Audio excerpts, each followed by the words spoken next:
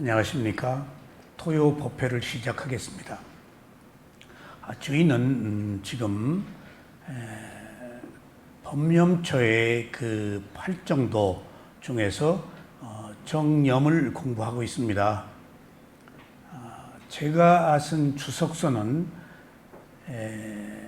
부처님 이래로 모든 스승들이 쓴 그 사념처 주석서에다가 청정도론을 저술하신 붓다고사의 주석서, 그리고는 마하시사야도, 그리고 마하시사야도의 제자인 우실라난도 사야도가 모두 집대성한 사념처 수행의 주석서를 제가 책으로 펴냈습니다. 그 스승들의 말씀을 기본으로 해서 제가 또 배운 스승들, 쇠오민 사야도, 또 마시의 우자틸라 사야도, 미타 사야도, 우테라완토 사야도 한테 바사나 가르침을 배운 뒤에 제가 곁들여서 주석서를 썼습니다. 근데 지금 정념이라는 팔정도의 바른 알아차림은 제가 쓴 주석서가 아닌 미국의 유대인계 미국인 빅구 보디 스님이 쓰신 팔정도 중에서 정념만 따로 떼어서 그 스승의 가르침을 지금 공부를 하고 있습니다. 제가 배운 스승들의 가르침은 비교적 그 경전에 입각한 조금 그 원칙적인 주석서입니다. 그러니까 다 수행을 하신 분들이죠. 근데 스리랑카에서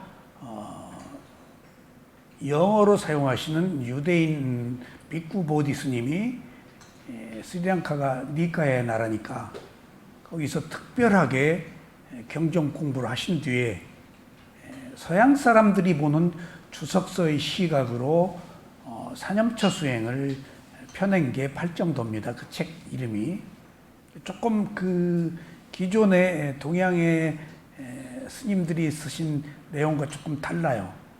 조금 풍요해요. 딱딱하지 않고. 그래서 기존에 제가 말하고 있는 내용과 조금 다른 부드러운, 그리고 여러 가지 좋은 인용들을 쓰셨기 때문에 한번 그걸 지금 공부를 해보는 겁니다. 자, 그러면은 이제 본론으로 돌아가서 부처님의 가르침은 두 가지라고 말씀드렸죠. 12연기와 사성제다. 12연기는 먼저 원인과 결과다. 모든 것들이. 그래서 원인과 결과라고 알아서 의문을 해결한 뒤에 그 뒤에 두 가지 그 지혜가 있습니다. 원인과 결과는. 원인이 있어서 결과가 생겼다. 그런데 그것으로 그치지 않고 원인이 없으면 결과가 안 생긴다 하는 것이 윤회가 끝나는 출구입니다. 그러니까 원인이 없으면 결과가 생기지 않는다는 것이 이미 12연기 안에서 사성제를 다 수용하고 있습니다. 그러니까 12연기 자체로는 이미 깨달음까지를 다 수용하고 있어요. 그 구체적 방법까지. 근데 사성제는 지혜에 관한 문제라서 단지 원인과 결과를 아는 지혜로서는 우리들이 가지고 있는 고정관념을 소멸시키기는 어렵습니다. 바꾸어 얘기하면은 무상고무화를 알기는 어렵습니다. 그래서 12연기의 원인과 결과라는 기본 구도, 기본도를 성취한 뒤에 이제 예비단계의 도라고 해서 앞서가는 도, 예비단계의 도라고 그래가지고 성스러운 도, 열반에 이르는 과정이 위파스나 수행 사성제입니다. 그래서 12연기와 사성제는 이미 하나의 묶음으로 묶여 있지만은 조금 더 구체적으로 말씀드리면은 불교를 큰 양대 산맥으로 구별할 때 12연기와 사성제다. 그래서 12연기의 원인과 결과를 알면 의심에서 해방됩니다. 그리고 또 이제 출구가 있죠. 원인이 없으면 결과가 없다가 깨달음입니다. 그러니까 부처님은 원인을 만들지 않는 분이세요. 업을 짓지 않아요. 좋아하고 싫어하지 않아요. 근데 우리는 끊임없이 좋아하고 싫어하는 것으로 새로운 원인을 만듭니다. 그래서 우리가 태어나는 이유는 좋아하고 싫어한 결과를 받아야 될 일종의 의무가 있어요. 그거 못 벗어나요. 내가 좋아했잖아요. 내가 싫어했잖아요. 그럼 뭔가 바란 것이라고요. 공연히 좋아한 거 아니에요. 좋아한 것은 내가 원해서 바란 거라고요. 싫어한 것도 싫다라고 내가 만나지 않겠다, 밉다, 라고 바란 거라고요. 그러면은 좋아하고 싫어하는 것이 새로운 원인을 만드는 건데, 좋아하고 싫어하지 않으면 새로운 원인을 만들지 않아서 태어날 이유가 없는 겁니다. 그게 깨달음이에요. 그래서 부처님 마음을 기리야 지있다라고 그러는데, 단지 작용만 하는 마음이다 라고 해서 부처님은 옳다 그르다 하지 않고 봐요. 모든 것들이 원인에 의해서 일어난 원인과 결과의 어떤 흐름으로 지나가고, 또 한순간에 잘못했더라도 조금 있다 또 다른 마음이에요. 선한 마음이었다가 또 선하지 못한 마음이었다가 또 선한 마음이었다, 선하지 못한 마음이었다는 것들이 연속되기 때문에 선한 마음일 때 나와 선하지 못한 마음일 때 나를 특정화해서 너다, 이것이다라고 말하기 어려운 것을 이미 아신 거예요. 순간순간의 마음이다. 그러니까 어느 마음도 내 마음이 아니다. 그 순간의 마음일 뿐이지. 그러니까 우리가 뭘 탓해요? 어느 순간에 누구를 탓해요? 그 순간의 마음인데 지나면 또 다른데 우리가 경험하고 있잖아요. 흐르는 물처럼, 스쳐 지나가는 바람처럼 끊임없이 우리들은 선한 행위와 선하지 못한 행위를 하면서 가는데 그 흔적들은 남죠. 그게 업의 과보예요. 근데 매 순간 모상하고 변하기 때문에 어느 것을 내 마음이라고 할 것을 안다면은 마침표를 찍어서 너 나빠, 너 좋아 라고 할 수가 없다고요. 그것은 우리가 만든 고정관념에 의해서 내린 결론이에요.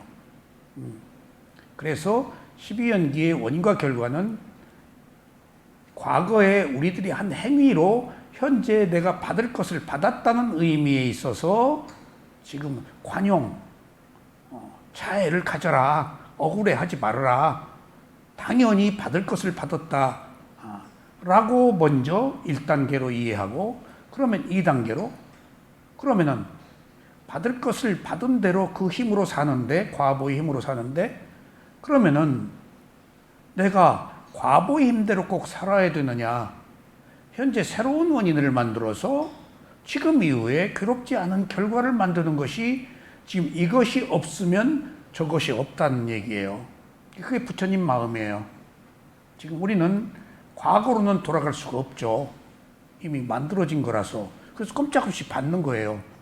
근데 우리가 할 수 있는 일이라는 것은 지금 과거의 한 행위와 달리 지금 선한 새로운 행위를 하면은 현재에도 괴롭지 않고 지금 이후도 괴롭지 않다.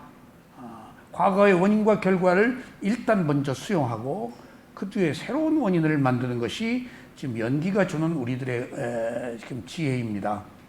그래서 원인과 결과를 먼저 받아들이지 않으면은 새로운 원인을 만들 수가 없어요. 그것 때문에 일단 첫 번째 단계의 원인과 결과의 지혜를 우리가 수용해야 돼요. 지금 억울해하면 안 돼요. 받을 것 받았다고 생각해야 돼요. 나에게 주어진 모든 환난, 병고, 그 고통, 즐거움까지도 올만해서 왔다라고 받아들여야 지금 나한테 온 고통도 올만해서 왔다라고 그것을 관용으로 받아들여야 새로운 원인을 만든다고요. 받아들이지 못하면 못 만들어요. 그래서 12연기는 두 가지 지혜로 나뉜다. 그리고 이제 위파사나를 하는데, 이제 위파사나 수행이 이제 성스러운 도, 있는 그대로 알아차리는 새로운 삶을 만드는, 새로운 원인을 만드는 이제 시작입니다. 그 첫 번째 시작이 개정의 8정도인데 그 중에서 가장 두드러진 게 알아차림입니다. 깨어서 대상을 지켜보는 행위. 우리가 말을 듣죠? 누구를 보죠? 맛을 보죠? 습관적으로 보고 듣고 말하지 깨어서 대상을 있는 그대로 보고 듣고 말하지 않아요. 자기 성질로 보고 자기 성질로 듣고 자기 성질로 맛보고 자기 성질로 느끼지 성질을 배제한 있는 그대로의 상태로 대상과 접촉 못해요. 그러면은 습관으로 사는 거예요. 그러니까 우리가 용모, 생김, 내 축적된 성향, 내 생각, 내 성격이 다 습관이다고요. 그 습관은 과거에 만들어진 원인으로부터 비롯된 결과라서 지금 내가 살고 있는 게 아니다고요. 습관이 살고 있지. 업의 과보가 살고 있지. 예. 근데 나는 내가 산다고 생각하고 있어요. 지금 자기 성격이 살고 있잖아요. 성격이 업의 과보예요. 여러분들이 새로운 자아 의지를 가지고 뭐 좀 하려고 해도 과거의 습관이 탁 막아버려요. 그러니까 내 의지대로 살지 못해요. 그래서 선입관을 가지고 보는 것, 습관으로 사는 것을 극복하기 위해서 부처님께서 알아차려라 하는 말씀을 하신 거예요. 사띠. 알아차려라. 알아차려라. 그것은 깨어서 대상을 있는 그대로 보아라. 있는 그대로 본다는 것이 부처님 마음이거든요. 그걸 땀마라고 그래요. 있는 그대로를 진리라고 그래요. 근데 우리는 있는 그대로 안 보잖아요. 보면 좋다 싫다 하잖아요. 자기 기준에 의해서. 이건 뭐 컴퓨터에 뭐 딱 뜨면 답이 딱 나오죠? 그렇게 우리는 관념으로 저장되어 있는 컴퓨터예요. 딱 넣으면 좋다 싫다 하잖아요.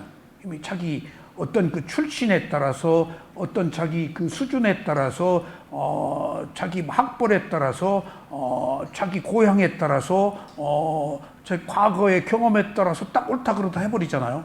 옳다 그러다가 답이 있을까요? 내가 옳다 그런 것을 남은 그러다고 하는데 내 기준에서 옳은 거예요? 과연 내가 옳다 그러는 것이 객관적 진실이 있을까요? 그러니까 옳다 그러다 없어요. 각자의 입장에서 옳고 그런 거지. 그러면은 괴로움에서 벗어날 수가 없어요. 객관적 진실을 알 수가 없어요. 그래서 먼저 옳다 그러다 하지 않고 있는 그대로 보아라 라는 것을 부처님이 발정도에서 가장 중요하게 얘기는 삼마사띠라고 해서 바른 알아차림, 관찰, 주시, 알아차림이라고 이제 말씀을 좀 드렸습니다. 그래서 부처님의 가르침, 그러니까 그 예비 단계의 도에서 12연기에서 이제 바르게 살려고 하는 예비 단계 기본 도에서 예비 단계의 도로 가기 위해서 첫 번째 필요한 것이 무조건 알아차려라. 이것이 불교의 전부입니다. 알아차려라. 그래서 위파스나 수행은 알아차리란 말 한 말 외에는 더 달리 할 게 없어요. 알아차려라. anytime, always. 언제 어느 때든지 알아차려라. 그러면 돼요. 그러면은 내가 기존에 가지고 있던 고정관념으로 보지 않고 깨어서 옳다 그러다 하지 않고 새로운 시각으로 보게 된다. 이걸 우리는 또 제3의 시각이라고도 할 수 있어요. 기존의 시각이 아닌 객관적 시각, 주관적인 그 시각이 아닌 벗어난 시각. 그러니까 워치타워, 파수대에서 지켜보는 것처럼 그것을 알아차림이라고 합니다. 그런데 이제 그러면 무엇을 알아차릴까? 가 이제 핵심입니다. 인류사에 위대한 성자들이 많이 계신데 수행은 이렇게 하라라고 구체적인 실천 방법을 제시하신 스승은 유일하게 붓다밖에 없습니다. 무엇이 좋다라는 얘기 다 하셨지 그 좋은 걸 위해서 구체적으로 어떤 실천을 해라. 물론 희생해라, 뭐 해라, 다 다 도자, 장자, 뭐 소크라테스, 마호메 다 신께 귀의하라. 서양은 다 신께 귀의하라는 얘기죠. 동양은 신을 믿는 여긴 초지니까 서양은 척박한 곳이라서 신이 필요해요. 내세를 좋은데 가야 한다 그러니까 사람들이 그 구원을 받으려고 오니까 전법의 수단으로. 근데 여기는 초지라서 신 얘기 안 해도 돼요. 불교, 유교, 뭐 도교 신 얘기 안 하잖아요. 먹고 살게 주어진 사회니까. 그러니까 뭐 유교는 도덕적이다. 불교는 그 해탈, 깨달음이 신과 무관한 쪽이 종교죠. 동양 쪽이죠. 그러니까 신을 믿는 사람들은 신께 귀하라 하고 이쪽 동양에 생긴 종교들도 해탈은 없어요. 인도도 해탈은 있어요. 근데 불교에서 말하는 해탈하고 달라. 윤회하는 해탈이에요. 윤회가 끝나는 것은 유일하게 동양에서도 부처님 가르침밖에 없어요. 이렇게 완벽한 깨달음인 거예요. 존재하는 것들이 괴로움이기 때문에 어디도 윤회를 말하지 못해요. 오직 유일하게 부처님만 윤회가 끝나는 것을 말해요. 그런 의미에서 이제 부처님은 먼저 똑같이 알아차리란 말은 다른 데도 있겠죠. 근데 부처님은 구체적으로 무엇을 알아차리라고 적시를 하셨어요. 적시를. 그게 부처님의 가르침이에요. 그걸 담마법이라고 그래요. 자, 부처님은 나를 믿지 말고 나의 가르침을 따르라고 그랬어요. 그리고 그 가르침을 자기 자신의 몸과 마음을 의지처로 삼아서 가르침을 실천하라고 그랬어요. 그게 법등명, 자등명이에요. 몸과 마음을 벗어나지 말아라. 그리고 몸과 마음을 있는 그대로 알아차리라는 가르침이에요. 아셨죠? 그것이 한치도 어긋남이 없는 최고의 부처님의 가르침의 정수예요. 그러니까 부처님이 84,000 법문을 설하신 내용이 알아차리라. 무엇을? 가르침의 내용은 4가지를 알아차리래요. 부처님의 가르침이 이렇게 선언을 했어요. 4가지를 알아차려라. 그 4가지가 여기서 말하는 사념처예요. 여기서 말하는 몸, 느낌, 마음, 법. 이게 위파스나 수행이에요. 물론 여기 사마타가 포함됩니다. 그러니까 참으로 우리가 위파스나 수행을 이제 배울 수 있었다면 2500년 동안에 부처님이 가르침이 무엇인지 참으로 몰랐던 시절을 보냈다는 것도 인연입니다. 인연입니다. 제가 오늘 계단에 올라오면서 천태종에서 신문 발행한 것, 금강일보, 그래서 그 신문이 꼭 와요. 천태종 신문이에요. 그래서 쭉 읽어보니까 12연기로 뭐 화해하자 그런 그 내용도 있는데 아직 안 읽어봤어요. 12연기 같은 거 나오더라고요. 대승의 12연기는 힌두이즘과 접목된 12연기라서 재생이 환생이 됐어요. 그래서 마음이 몸만 바꾸는 연기예요. 깨달음하고는 무관해요. 힌두교하고 접목됐기 때문에. 그래서 거기는 아트만 있어요. 신은 변하면 안 되잖아요. 근데 부처님은 무아이기 때문에 나라고 할 만한 자아가 없기 때문에 다시 태어나서 사는 삶이, 윤회하는 삶이 재생이에요. 지금 사는 삶과 다음 생이 전혀 달라요. 업의 과보에 의해서 조건지어져서 태어나지만은, 근데 마음이 몸만 바꾼다 하는 환생은 신과 관계되어 있는 거라서 부처님의 가르침하고 전혀 달라요. 그러면 거긴 깨달음이 없어요. 신께 귀해야 돼요. 브라우마 비슈니 시와에. 그래서 힌두교에서 부처님을 비시뉴로 끌어들였죠. 비시뉴가 뭐죠? 브라우마는 창조, 비시뉴는 보호하는 신. 부처님이 좋은 법문 많이 하니까 보호하는 신으로. 그 다음에 시와는, 시바라고 하는데 시와는 뭐죠? 파괴신.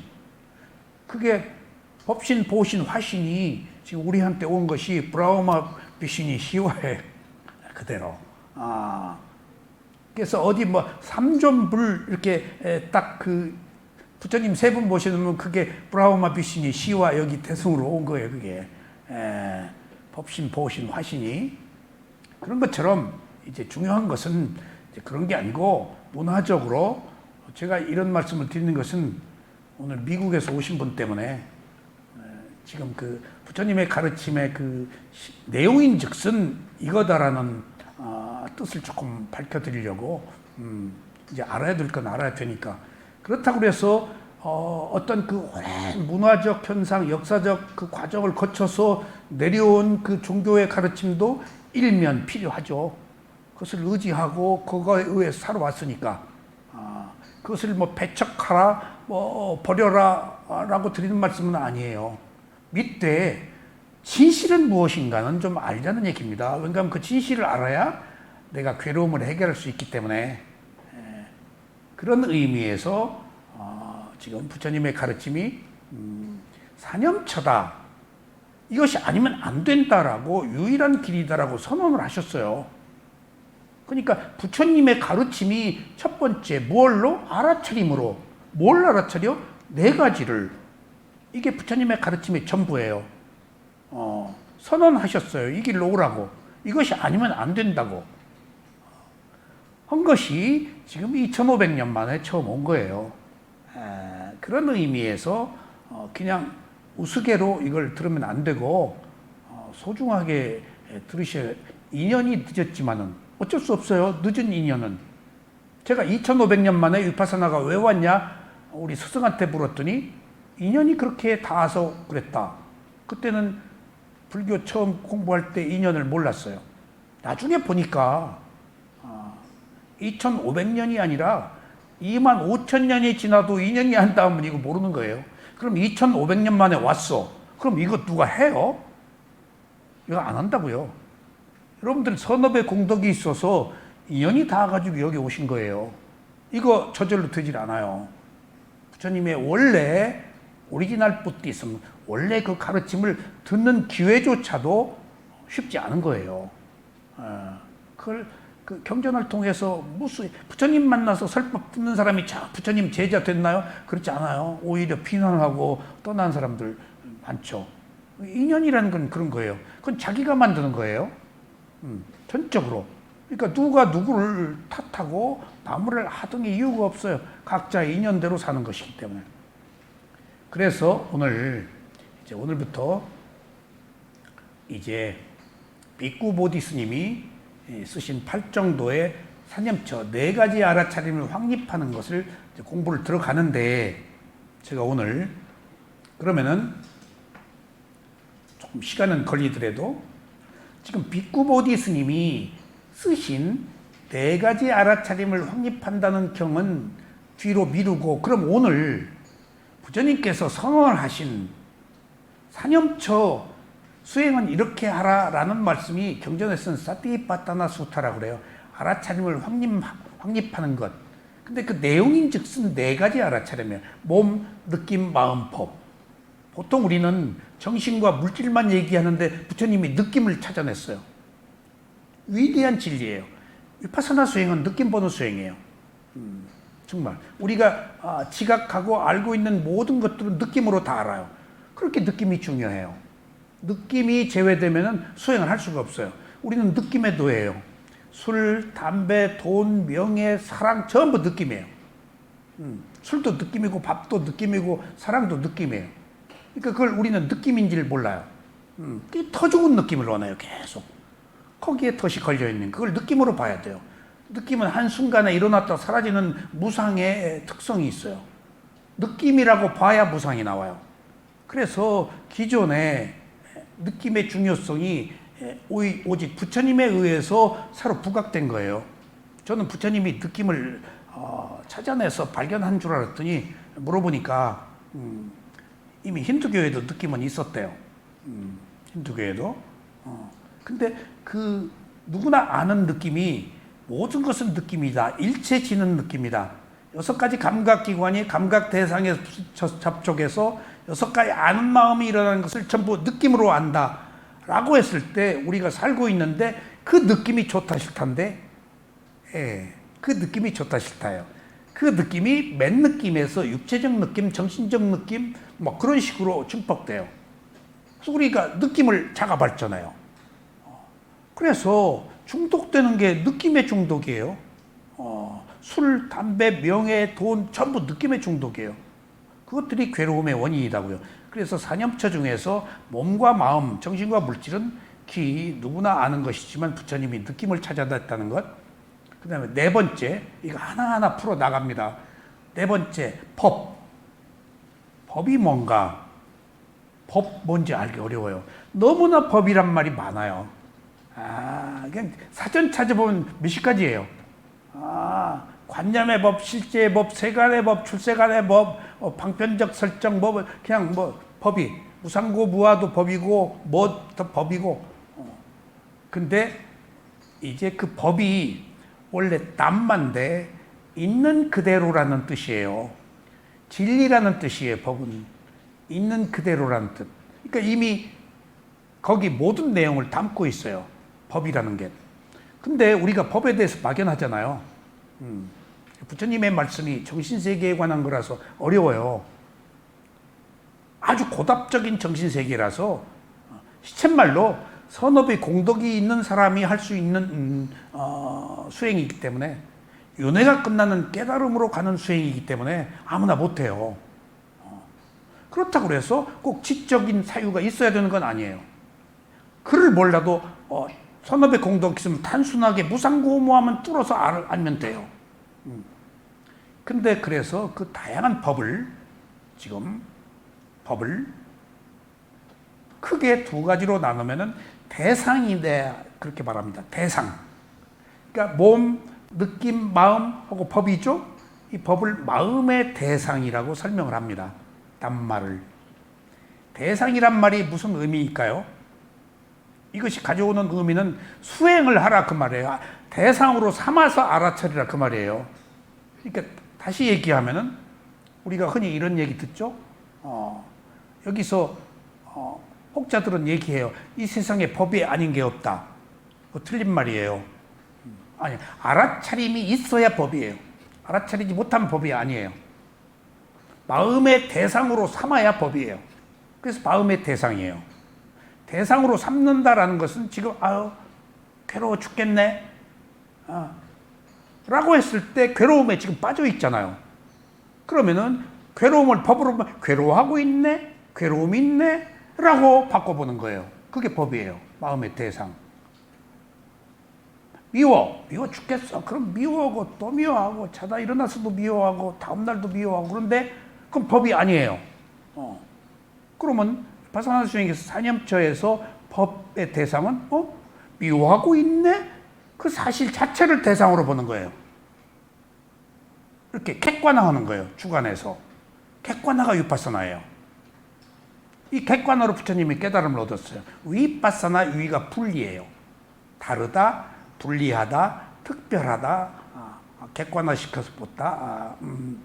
그리고 바사나는 계속해서 보다, 관찰, 주시, 그런 의미가 있어요. 다르게 계속해서 본다라는 것은 집중의 의미가 있어요. 그래야 지혜가 나지. 그래서 위파사나는 지혜를 의미하는데 계속해서 보는 집중으로 지혜가 난다. 다르게 하나가 되지 않고 계속해서 집중해서 무상고모의 지혜를 얻는다가 위파사나라는 뜻이에요. 그러니까 그걸로 부처님이 깨달음을 얻으신 거예요. 그래서 우리가 법이라고 말할 때 그 법은 마음의 대상. 그래서 첫 번째는 법을 대상이다라고 꼭 생각했어요. 바꾸어 얘기하면 수행은 나타난 모든 현상을, 바꾸어 얘기하면 사념처의 모든 정신과 물질 네 가지의 모든 것들을 무엇으로 본다? 대상으로 본다. 대상화한다. 개념화가 아니에요. 대상으로 본다. 있는 그대로 본다. 리얼리티, 실제를 본다. 대상으로 본다. 가 법이에요. 그러니까 우리는 대상으로 못 봐요. 괴로움에 빠져버리지, 미움에 빠져버리지, 싫어하는 것에 빠져버리지. 객관화가 안 돼요. 대상으로 보지를 못해요. 괴로워 죽어요. 근데 괴로워하네? 라고 대상으로 보는 순간 딱 끊어져요. 대상으로 보기가 어려우니까 괴로워하네?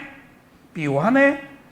라고 일단 대상으로 하고, 그 대상이 마음이기 때문에 지속되기 어려우니까 호흡 보는 거예요. 뭐라도 붙잡아야지. 그래서 호흡 보는 거예요. 또 괴로워하니까, 또 미워하니까, 또 좋아하니까 호흡을 보는 순간에는 내가 누구를 미워하고 좋아할 필요가 없잖아요. 그 객관화를 유지하기 위해서 호흡을 보는 거지, 호흡에 특별한 뭐가 있어서 보는 게 아니에요. 그런 의미에서 이제 대상의 법이 나중에 무상고무하라는 진리의 법으로 바뀐다 하는 것들이 법의 개념입니다. 아셨죠? 그래서 부처님의 가르침은 알아차립니다. 언제든지. 근데 뭘 알아차릴까가 신수신법, 몸과 마음을 알아차려야 된다. 그 몸과 마음 속에 느낌도 있고 마음의 대상도 있다. 마음의 대상이라는 것이 없으면 수행이 아니고 꼭 대상화할 때 구체적인 실천 방법을 제시한 거예요. 몸과 마음을 알아차려. 그러면은 조금 너무 방만해요. 근데 부처님이 느낌 하나를 넣으셨어요. 이건 느낌을 부처님이 보기 시작해서 위파사나가 발견된 거예요. 그 전에는 사마타 수행밖에 없었잖아요. 몸과 마음으로 12연기를 통해서 돌아왔고, 몸과 마음으로 최초의 인류사의 몸과 마음을 처음으로 있는 그대로 본 분이 부처님이세요. 누구도 밖에서 뭘 구했어요. 다 신에서 구하고 현상계에서 구하고 관념으로 구하고 뭔가 하나가 되어서 집중하고. 근데 자기 자신의 몸과 마음으로 온 적은 없어요, 누구도. 그러니까 등잔 밑이 어두웠던 거예요. 12연기를 통해서, 생사를 통해서 늙어서 죽는데 왜 늙어서 죽나 했더니 태어났으니까 늙어서 죽는다는 것을 알고 왜 태어났는가 보고 나서 역관으로 그 태어남의 근본 원인 무상까지 갔어요. 오르락 내리락 해서 12연기가 12가지가 역관 순간으로 23연기가 발견됐는데 그것이 보니까 몸과 마음이네, 인간의. 여지껏 밖에서 찾았다고. 내 문제를, 내가 몸과 마음을 가지고 살면서 생긴 문제를 자기 몸과 마음에서 안 찾고 밖에서 찾았어. 답이 있나? 내 몸과 마음에서 지금 이것이 있는 곳에서 답이 있지, 이것이 없는 곳에서는 답을 얻을 수가 없어요. 지금 우리들의 괴로움이 어디서 생겼어? 몸과 마음에 생겼어. 그러니까 몸과 마음에서 답을 찾아야 돼요. 왜 몸과 마음에서 괴로움이 생겼는가? 그래서 마음의 대상 법이 무상고무와의 진리의 법으로 바뀌었다. 그래서 사념처 법이라는 것들이 드러났다는 것이 지금 구체적으로 실천적 방법을 딱 제시해 준 거예요. 꼼짝 못해요. 그리고 이제 법에 대해서 계속 여러 가지를 설명하세요. 제일 먼저 법이 뭐냐? 5가지 장애다. 감각적 욕망, 악한 의도. 악한 의도가 뭐예요? 성냄인데, 여기서 말하는 악한 의도는 암이나 걸려라, 가다가 빵꾸나 나버려라, 저는 또 죽지도 않고 살고 있네. 성냄인데 조금 구체적으로 나쁜 성냄이 악한 의도야. 그 다음에 게으름, 그 다음에 들뜸, 의심. 그 법 알아차릴 대상의 첫 번째 부처님이 법념처에서 5가지를 딱, 그래서 5개 5가지 장애. 내가 창의적인 마음을 가지고 진리를 향해서 가려고 출발하면은 제일 먼저 나를 꽉 이게 깨지 못하도록 덮어버린다. 덮개가 눌러버린다, 씌운다. 그 5가지 장애래요. 그래서 5개 덮개 개자예요. 그게 뭐야? 5가지요. 그러면은 내가 살고 있는 게 아니라 내가 뭐 좀 하려고 그러면 제일 먼저 나타나는 게 5가지네. 그게 실제 나의 모습이에요. 5가지 장애가. 내가 선하고 잘난 체하고 최고라고 여기고 살지만은 나의 큰 유일한 자산, 위대한 자산, 그 힘으로 사는 것이 5가지 장애예요. 욕망으로 살잖아요, 세상에. 그 다음에 오온이 정신과 물질인데, 오온이 부처님께서 오취원. 그 다음에 12처. 그 다음에 18개. 그 다음에 7각지. 그 다음에 사성제. 이렇게 알아차릴 사성제에서 무상고무와의 법이 나와요. 이렇게 우리가 가지고 있는 다양한 알아차릴 대상을 몸과 마음에서 찾도록 제시를 하셨어요. 그러니까 이런 인류사에 구체적으로 어떻게 하면은 괴로움을 해결할 수 있는 것을 말씀하신 분은 부처님밖에 안 계세요. 오늘 지금 비쿠보디 스님이 쓰신 사념처 수행을 공부하기에 앞서 부처님이 말씀하신 사념처 수행을 한번 살펴보고 비쿠보디 스님 걸로 넘어가자고요. 그런데 이렇게 이 부처님께서 말씀하신 실천적 수행 방법을 그 구루스 지방이라는 곳에서 대중들에게 설법을 하셨는데, 구루스 지방 사람들이 굉장히 수준이 높대요. 수준이.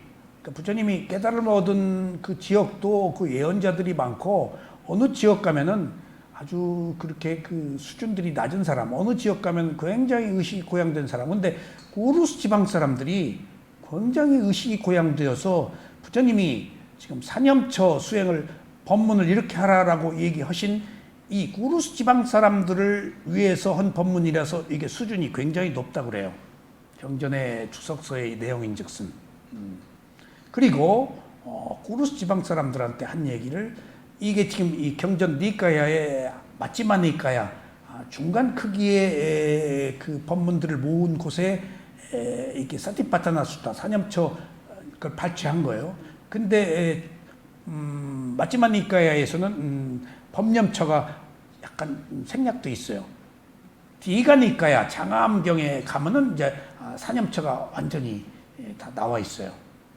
그래서 부처님이 하신 이 말씀을 역사적으로 계속 위대한 스승들이 계속 주석을 다른 것을 저도 주석을 달아서 책을 폈고, 지금 또 색다르게 비쿠보디 스님의 주석서를 가지고 우리가 사념지를 공부하는데, 그럼 오리지널 부처님의 말씀은 뭔가 한번 보자고요. 자, 이와 같이 나는 들었습니다. 이게 누구 얘기죠? 예? 아난다 존자는 부처님이 그 몇십 년밖에 그 시봉을 안 들었는데, 시자가 되는 조건에 지금까지 어디 가서 말씀하신 얘기 나한테 다 해주시오라는 조건을 걸었어요. 다 해줬어요. 그리고 역대 부타는 반드시 천재적인 머리를 가진 시자를 꼭 두더라고요. 그러니까 사촌인데 그렇게 머리가 좋아요.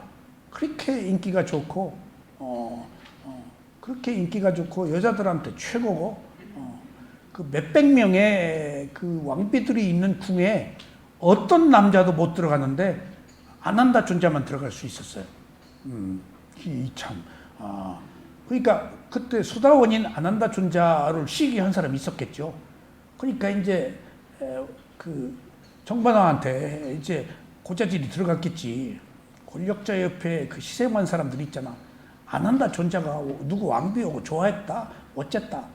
그러니까 왕이 깜짝 놀라고 그 화를 낸다고. 그 몇백 명의 왕비 중에 하나도 양보를 못해. 남자들이 그게 수컷의 속성이에요. 그거 죽여. 그러니까 부처님이 가서 말려요. 안 한다는 그럴 사람 아니다. 워낙 인기가 있어요. 그래서 아난다가 그 깨달음을 얻고 이제 아난다가 이제 그 탁발을 나가서 3번이나 감금이 됐어요. 아난다가 여자들이 방에 오시라고 그래 놓고 문 잠궈버려. 살자고. 3번이나 그런 적 있어요. 참. 그래서 그 아난다도 전생에, 과거생에 귀속 그 보석상을 했어요. 보석상을 했는데 누구를 주로 만날까 보석을 하니까 귀부인들. 그래서 바람을 좀 피웠어. 그 과보로 3생을 염소로, 못으로, 짐승으로 태어날 때 고환을 다 잘라버렸어요. 여러분들 조심해요. 그런 아난다도 부처님의 제자가 되고 아라한이 됐어요. 부처님도 지옥에 가셨으니까. 그러니까 우리가 누구의 잘못을 뭐라고 탓할 거 없어요. 그 순간에 그거 다 아니에요. 업의 과보로 무수한 생 동안에 무수한 잘못, 그리고 무수한 좋은 일을 하면서 살아왔어요. 지금 새로운 선한 원인을 만들면 되는 거예요.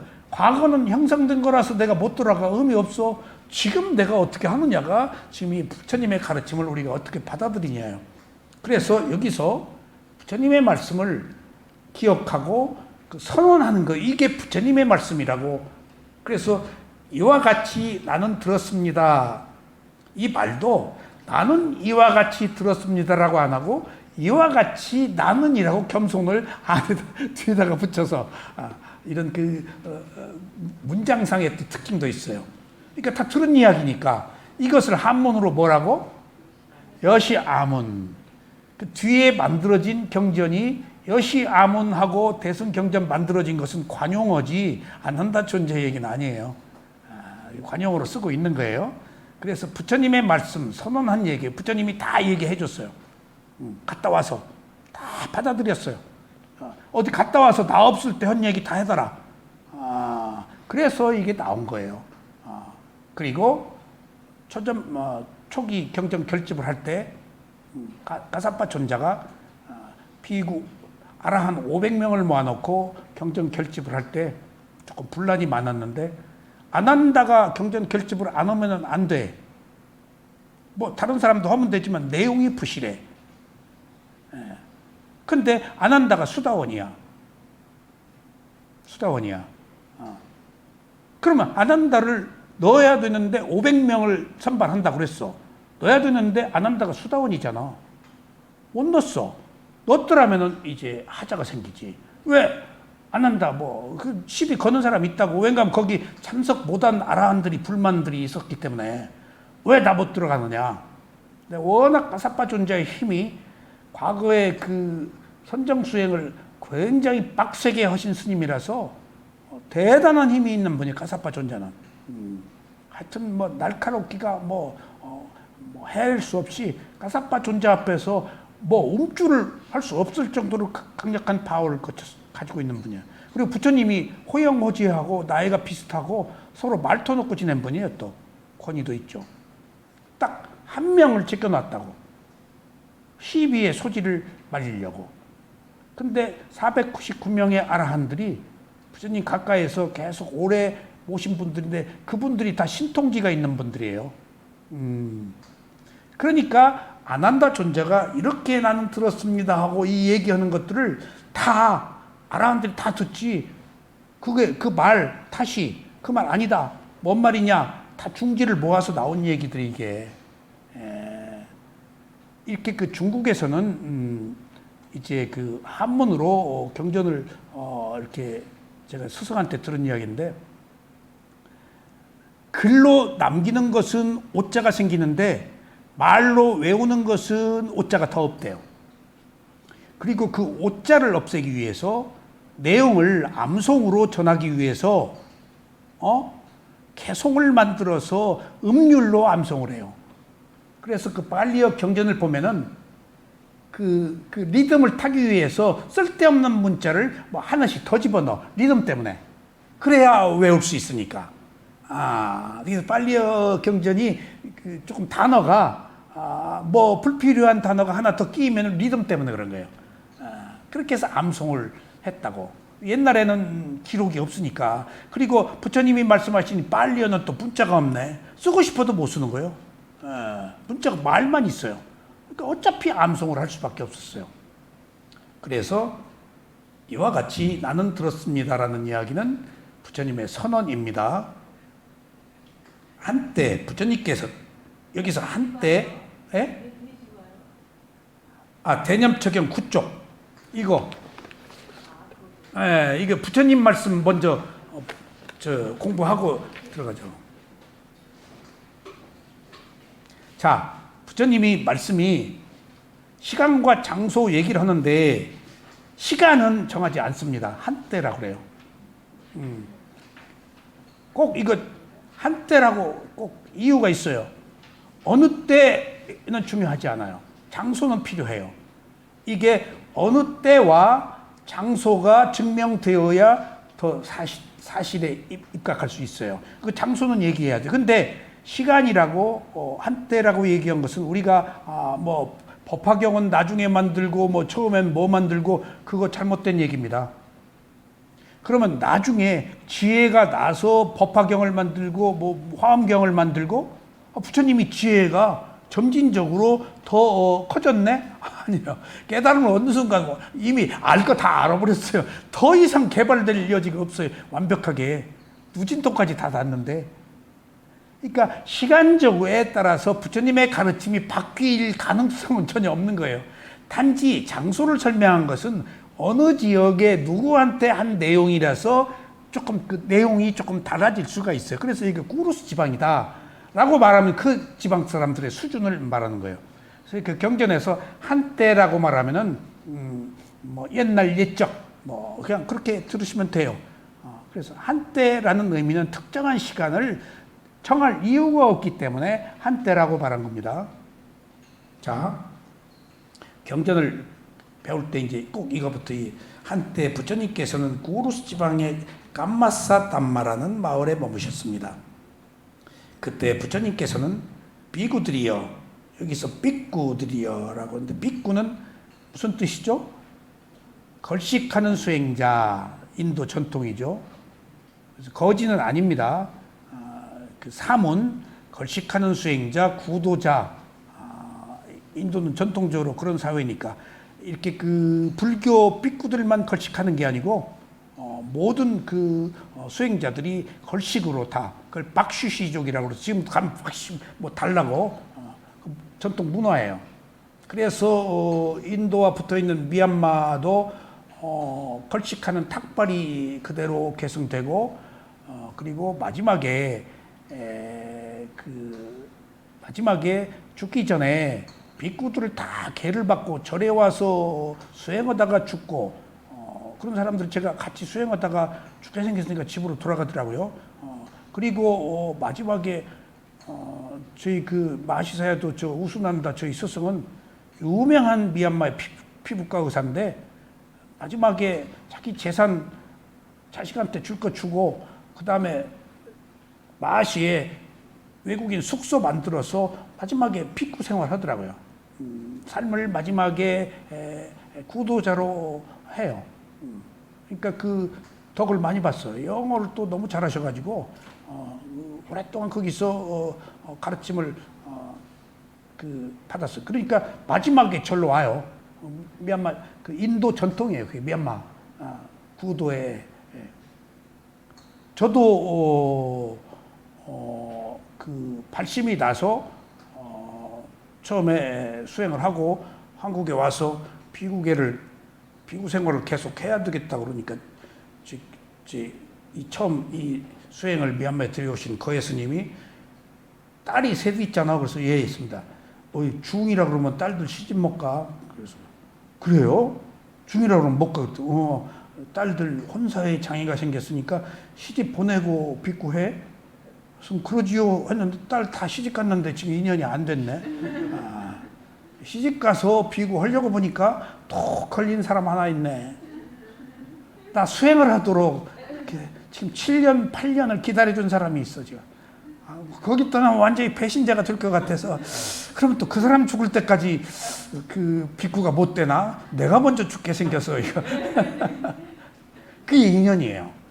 난 정말 결연하게 떠나고 싶었어요. 그러니까 되고 싶어도 못 되는 거예요. 이게 인연이 다 해야 되지. 자, 그때 비구들이여라고 말씀하시는데 이게 처음에는 구도자들이여 아직 비구계를 안 받은 사람도 부처님이 비구라고 해요. 나중에는 비구계 227개를 받은 사람들을 칭하는 거예요. 여기서는 비구들이여. 근데 여기 이제 비구여라고 비구들이여라고 하는 경우가 있죠. 비구여라고 하는 경우와 비구들이여라고 하는 경우가 조금 상이해요. 여러분들 비구라고 특정한 경우에 부처님이 거의는 안 하세요. 비구들이여라고 꼭 얘기를 하세요. 왜 그럴까요? 저하고 얘기를 해요. 근데 내가 이제 혼자만 상담을 할 게 아니고 대중들한테 하잖아요. 근데 비구여라고 얘기하면 1인칭이 돼버리잖아요. 상호적. 그럼 안 돼요. 부처님의 가르침은 절대 그러질 않아요. 바로 쏘질 않아요. 이렇게 우회적으로 그 사람에게 바로 직설적인 화법으로 그러면 비구여 그러면 흥분해버려요. 못 알아들어요 내 말을. 비구들이여 하고 남한테 얘기하는 척해야 흥분 안 하고 그게 뭔 말인지 내용을 알아요.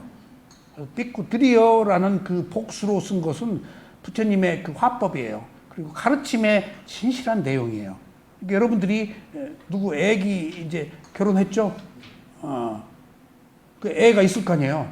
떠다뻑 그 1인칭으로 그러지 말고 네가 그러니까 엄마 아빠가 참 너무나 슬프다라고 그쪽으로 꼽지 말고 이쪽으로 엄마 아빠가 너무 슬프다. 그럼 1인칭이 아니고 2인칭, 3인칭이 되잖아. 그렇게 하면은 팍 쏘면은 무조건 방어해요.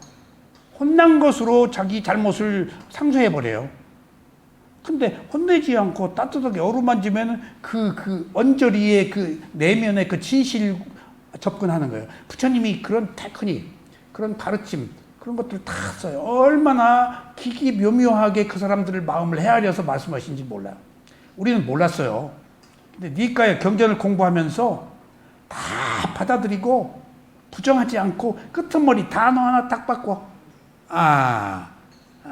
그들이 단어 하나 딱 바꿔. 처음부터 너 임마 잘못했어 그게 뭔 소리야 라고 아예 그러려면 말을 안 해버려 가만히. 그렇게 혼내려면은. 그러니까 다 받아들여서 상황에 따라서 그 사람이 지혜로 얘기할 것인가 사마타 선정으로 얘기할 것인가도 그 사람 근기 보고 딱 바꿔서 얘기해요. 그러니까 우리는 이 내용을 몰라요. 그러니까 이 부처님이 말씀하신 이 내용을 보고 다 아까 500명의 아라한이 다 신통지가 있다고 그랬죠. 그러면 이 어떤 사건에 관한 그 전생, 과거생 그 부처님의 말씀하신 뜻의 내용을 다 알고 있다는 얘기예요. 법구경이 그렇게 해서 다 해석된 거예요. 법구경 부처님이 계속만 얘기했잖아.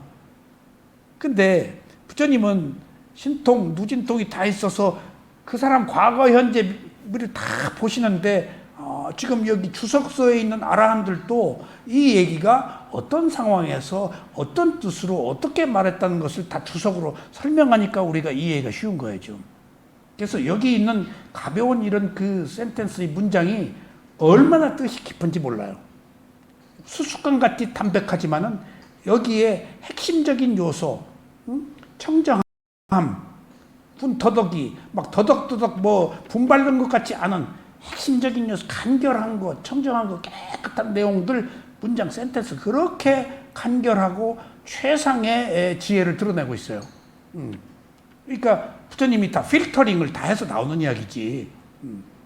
그래서 저도 옹달쌤 글을 쓰면서 전에는 제가 미사여구를 문학을 했기 때문에 미사여구를 막 많이 썼는데 옹달쌤 글 쓰면서 써놓고 이렇게 고칠 때 미사여구 다 빼요. 나도 모르게. 그 쓸 때는 그 감동으로 쓰는데 읽어보면 막 미사여구 써가지고 그냥 얼굴이 화끈거려. 그냥 잘난 체한 거야. 그냥 언어의 유의로 쓴 거야. 부처님한테는 그런 게 없어요. 그런데 우리가 그 뜻을 모르면 너무 담백해서 맛이 없다는 특성도 있지만은 맛이 없는 만큼 깊이를 가지고 있다라고 또 그렇게 이해를 하세요. 그래서 주석서를 봐야 된다는 얘기예요. 삐꾸들이여 라고 부르셨습니다. 삐꾸들은 네 세존이시여 라고 대답했습니다. 그러자 부처님께서는 다음과 같이 말씀하셨습니다. 삐꾸들이여 이것이 유일한 길이다. 에카야노마코 이게 벌써 딱 나왔네. 사티파타나 수타 사념처가. 그 다음에 유일한 길이 두 가지예요.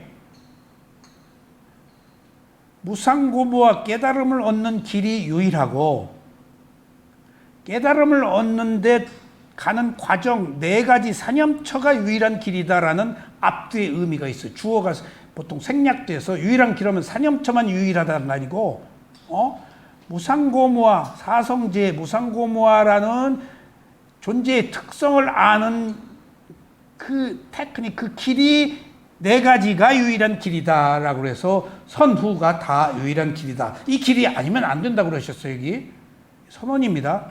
중생을 정화하고 중생, 공간계, 중생계, 뭐 존재계 있죠. 다 중생은 모든 사람 살아있는 31개의 존재의 모든 세계를 아우르는 거예요. 우리는 공간계에서 인간계만 있잖아요. 부처는 또 중생계가 있어요.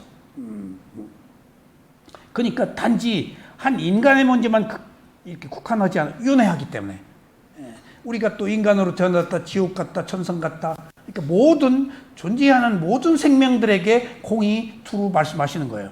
그러니까 부처는 어느 특정한 종교의 교주도 아니고 살아있는 모든 생명이 괴로움을 해결하는 유일한 길을 제시한 거예요. 지금 도덕적 가르침으로, 깨달음으로. 그래서 중생을 정화하고 슬픔과 비탄을 극복하게 하고 여기 다 나왔어. 우리들의 현실적 문제들을 육체적 고통과 정신적 고통을 사라지게 하고 여기 육신적 고통과 정신적 고통이 육체적 느낌이라 정신적 느낌이에요. 육체적 느낌 뭐지? 안입이 설신으로 들어오는 5가지 감각기관. 정신적 고통은 마음으로 느끼는 고통. 몸의 고통과 마음의 고통이 다르기 때문에 사라지게 하고, 올바른 길에 도달하게 하고. 올바른 길이 뭐야? 바른 길, 팔정도. 올바른 길이 개정의 팔정도예요. 열반을 실하기 위한 길. 이때 열반은 뭐지? 해탈, 자유. 여기서 니바나와 해탈, 열반과 해탈은 똑같은 의미인데 열반이라고 쓰지 않고, 부처님은 열반이라고 썼죠. 그 이후에 다른 제자들은 열반이라고 잘 안 씁니다. 해탈이라고 하지. 열반이라고 그러면은 수다원 사다함 아나함의 도가를 성취한 성자의 반열이라고 규정이 돼 있어요. 해탈이라고 하면 두레뭉실 깨달음 자유야. 그 너머의 모든 것들을 아우르는. 그래서 열반 얘기를 못하게 해. 절대. 그러면 수다원 사다함 아나함 아라 안에 어느 도가 하나를 특정하게 되는 거야. 열반 얘기를 못하게 해요. 그래서 그것을 알미 사라졌다, 아는 마음이 사라졌다라고 우회적으로 표현하는데, 해탈이라는 말을 써. 해탈. 그 자체가 청정이니까. 그래서 그런 의미에서 부처님은 여기서 열반이라고 했지만 열반과 해탈이 같은 의미인데, 스승들은 열반이란 말을 안 쓰시더라. 물어보니까 지금 이건 내가 오랫동안 제 경험으로 드리는 말씀이에요. 그래서 그 열반이란 말 들으면 천박한 번뇌라고 딱 뭐라고 그러세요. 내가 열반에 들어갔다 그러면 닛바나의 띠자도 입에 못 올리게 해요. 그게 무아여야 열반에 들어가는데 내가 누구다라는 자아를 가지고 말하기 때문에. 근데 해탈은 좀 두루뭉실하잖아. 자유, 속박에서 벗어남. 그런 의미로 열반이 해탈을 의미하는데 우리들은 해탈로 쓰고 있는 겁니다. 그래서 청정도론 이제 있고, 위스티마카, 위무티마카에서 그 위무티를 해탈이라고 얘기를 주석서에서 또 말하고 있습니다. 열반을 실현하기 위한 것이다. 이것이 바로 4가지 알아차림의 확립이다. 그 4가지 알아차림이 신소신법이에요. 무엇이 4가지인가? 비구들이여, 여기 비구는 몸에서 몸을 알아차리는 수행을 하면서 지낸다. 이게 굉장히 중요한 이야기인데 굉장히 어려운 얘기예요. 이거 주석서에서 해석을 잘 자세하게 해놓은 데가 없더라고요. 제가 마시사야도 우실라난다사야도 고엔카 주석서도 보고 역사적인 그러면 은연씨, 몸에서 몸을 알아차리는 수행을 하면서 지낸다. 이 지낸다가 위하라, 머문다, 지낸다, 생활한다, 그런 말이거든요. 쉽게 지낸다로 저는 번역을 했어요. 몸에서 몸을 알아차리는 수행을 하면서 지낸다. 이게 굉장히 어려운 말이에요. 자, 우리가 신념철 하잖아요. 몸 보는 수행 한다고요, 지금. 그러면 몸에서는 몸을 알아차리는 수행을 하며 지낸다라는 말이 뭔 말일까? 에? 몸을 알아차릴 때는, 자, 보세요. 호흡을 봐요. 호흡 여러분들 3번, 2번, 서너 번 이상 못 보잖아요. 딴 생각이 들어버려요. 마음이 한 곳에 조금 더 머물러 있어요. 거기 고정해라, 그 얘기예요. 딴 생각 유입하지 말고. 그리고 또 몸에 호흡이 있어. 이게 호흡이 왜 있지? 왜 단단하지? 호흡이? 그런 의문 갖지 말아라. 그냥 단순하게 맥없이 몸에서 몸을 볼 땐 그냥 단지 몸이라고 봐라. 단순하, 있는 그대로. 그런 모든 의미가 포함되어 있어요. 몸이 아닌 다른 생각 하지 말라. 지혜를 얻으려고도 하지 말아라. 그냥 있는 그대로 봐라. 몸 볼 때 느낌 보지 말아라. 몸 볼 때 딴 거 보지 말아라. 어느 대상을 있는 그대로 최적화한 상태에서 보아야 다음 단계의 지혜가 나오기 때문에 단순화시킨 거예요, 이게. 그런 단순화의 작업이 필요해요. 알아차림 자체가 단순화 작업입니다. 알아차린 순간 온갖 생각이 끊어지잖아요. 생각 끊고 봐라. 그냥 몸이라고 봐라. 근데 우리는 실제 일상을 살면서 무엇을 볼 때, 자, 내가 이모님을 딱 보네. 근데 이모님 미안해요. 이모님 멋쟁이야. 옷을 그렇게 예쁜 옷 자기가 화가라고. 벌써 그냥 있는 그대로 이모님을 안 보고 내가 화가라고 멋있네. 뭐 오늘은 무슨 원피스를 입었네. 라고 몸으로 안 봤잖아 지금. 사유를 끌어들였잖아. 그러지 말라. 액티브하게 매우 단순하게 최적화해서 그냥 놓고 있는 그대로 보라 그런 의미예요. 있는 그대로 보라고 하는 이유가 뭘까요? 있는 그대로 볼 때 이모님이 아니고 한 인간의 정신과 물질이라는 사실, 그것들은 일어나고 사라지는 연속적 현상에서 무상하다는 것, 그리고 그건 괴로움이라는 것, 그리고 이모님이 스스로 나의 것이라고 할 만한 자아가 없다는 것들을 있는 그대로 볼 때 그 리얼리티, 실제가 드러나기 때문에 몸에서 몸이 일하고 그렇게 지금 규정해버리는 거예요. 이렇게 사적 붙이지 말아라. 그냥 단순하게 맥없이 봐라. 여기서 단순의 미학이에요. 느리게 걷기의 미학처럼 단순의 미학이에요. 우리들의 마음이 얼마나 복잡해요. 복잡하니까 사유, 생각으로 빠져서 있는 그대로의 진실을 못 본다고요. 그러니까 단순하게 단지 몸에서는 몸이라고 알아차려라. 어떤 몸이냐, 왜 생겼냐, 왜 이렇게 못났냐, 이 몸이 그러지 말고 그냥 단지 맥없이 단순하게 그냥 몸으로 봐라. 단순의 미학이라고요. 그래서 내가 아까 수수깡 같다고 그랬잖아요. 제가 이 사념차 수행을 빨리어를 처음에 우리나라에 번역하지 않고 우리나라의 이 부처님 가르침이 소개된 게 아한부 경전이거든요. 대승에서 만든 번역한 경전이에요. 산스크리트를 갖다가 부처님 말씀을 빨리어가 없으니까 스리랑카에서 그 싱할리어로 기록된 것을 산스크리트로 번역되고 산스크리트를 한문으로 번역되는 과정에서 자꾸 그 각색이 되고 첨삭이 되고 아주 굉장히 화려해졌어요. 장엄해졌어요. 그래서 초기에 부처님의 말씀을 제가 디가니까야 통해서 빨리어가 번역이 안 됐을 때니까 근데 너무 아름답고 화려하고 그래가지고 막 발심이 나는데 딱 부처님이 진짜 말씀은 빨리로 배우니까 왜 이렇게 맛이 없어? 왜 이렇게 단순해? 나중에 서서히 단순한 여기에 깊은 뜻들이 다 담겨 있다는 것을 알았어요. 몇 년 뒤에 알았어요. 이렇게 언어의 유의로 치장하면은 언어의 수사에 빠져서 뜻이 흐려져.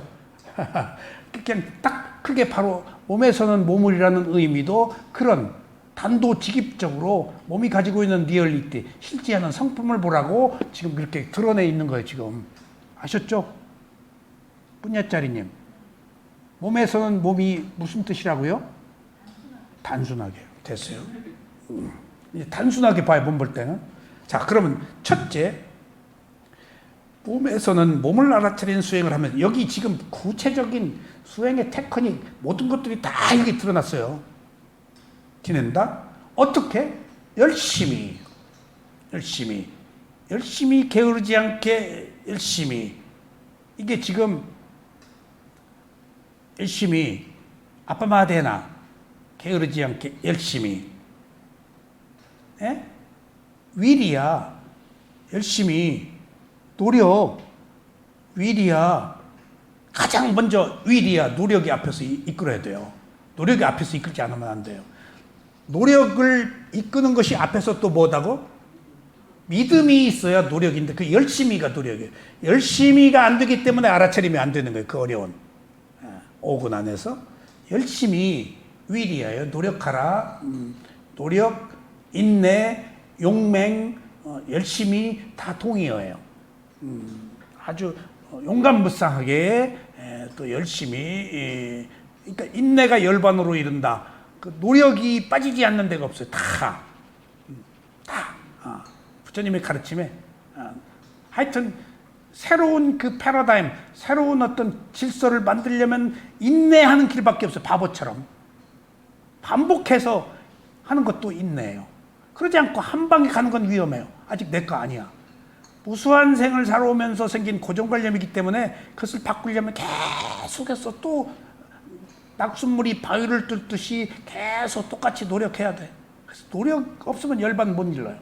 그래서 사유하는 사람, 지적 사유가 많은 사람, 학문에 달통한 사람, 철학적인 사람들은 수행을 못하는 이유가 사유하기 때문에 직관을 못하는 거예요. 직관이 위파사나 수행이에요. 그 다음에 보세요. 몸에서 몸을 일하는 단순하게, 두 번째는 뭐죠? 열심히. 세 번째는 뭐죠? 분명한 알미. 이제 다른 데서는 파지라고도 하고 정지라고도 하고 그런데 분명한 암, 삼파잔냐라는 뜻으로 지혜를 말해요. 삼파잔냐를 경전에서는 위파사나 지혜 수행, 무상고부화를 말해요. 이익이 있다, 때와 장소, 영역, 그 다음에 어리석음, 세 가지 조건으로 봐라. 그것이 지혜 수행을 말해요. 삼파잔나. 그러니까 여러분들 여기서 분명한 알미라는 것이 나왔죠? 예? 분명한 알미라는 것이 무슨 의미라고? 예? 지혜.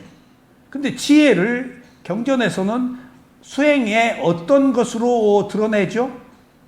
위파사나 수행을 말할 때 분명한 알미라고 그래요. 그러니까 분명한 알미 들어가 있다? 그러면 이건 위파사나를 시사해요. 위파사나 사마타 그런 얘기를 안 쓰세요, 부처님은. 정정도론 조석서에 나오지. 그러니까 위파사나 얘기 한두 자 나와요. 조금 나와요. 필요한 때.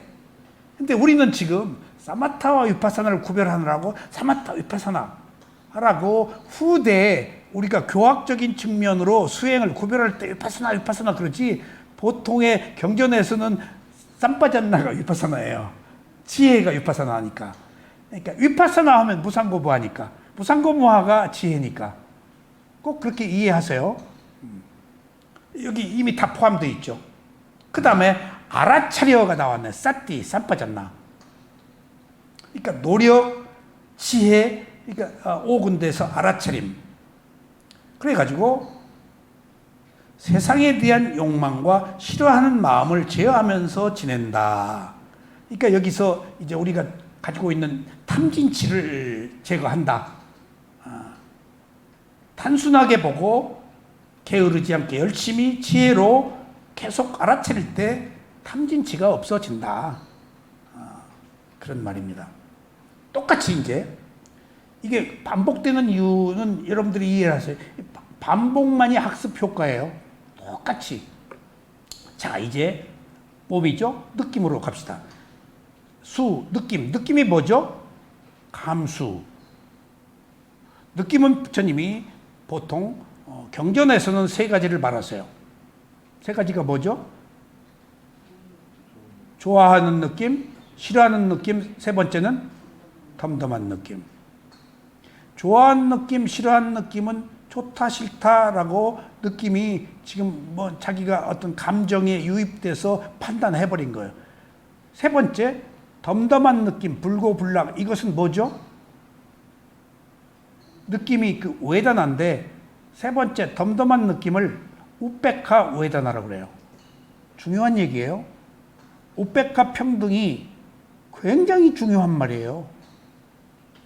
도가의 열반에 들어가기 전에도 쌍카루페카 냐나에서 우페카, 평등의 단계에서 열반으로 들어갈 수 있게, 평등 가지 못하면 못 들어가요. 그렇게 모든 것에 있어서 균형, 중도적 관점에 소위 말하면은 덤덤함, 평등함이, 여기 느낌을 말할 때 덤덤함에서는 어떤 느낌을 말한다고? 무관심한 느낌이라고, 악한 느낌을 말합니다. 어리석은 느낌. 그것은 미혹한 느낌. 그러니까 좋다 싫다 하는 것도 이미 감각적 욕망으로 일어난 거예요. 그러면은 덤덤하다? 좋지도 않고 싫지도 않으면 중간이고 괜찮네? 아니에요. 그게 좋아하지도 싫어하지도 않고 멍청하게 아무것도 판단도 못하고 있는 그런 미혹한 상태를 얘기해요. 그래서 우페카가 붙어 있는데 10가지 우페카 중에서 유일하게 느낌에서만 무관심한이라는 팔리어 외다나에 그 글이 써 있어요. 그 무관심이 덤덤함인데 미혹한 어리석음이 있는 선하지 못한 그런 그 뜻을 가지고 있어요. 응? 그러니까 우리가 말하는 좋아하고 싫어하고 덤덤하다라는 것은 지금 바꾸어 얘기하면 깨어있는 느낌이 아닌 거야. 그게 108번뇌야 다. 108번뇌가 다 지금 세 가지 좋아하고 싫어하고 덤덤한 느낌에 속해요. 아셨죠? 그래서 부처님은 경전에서는 세 가지 느낌밖에 얘기를 안 하셨어요. 그런데 워낙 이 느낌이 오묘해요. 그래서 이제 아비담마 논장에서는 맨 느낌이라는 게 나와요. 맨 느낌.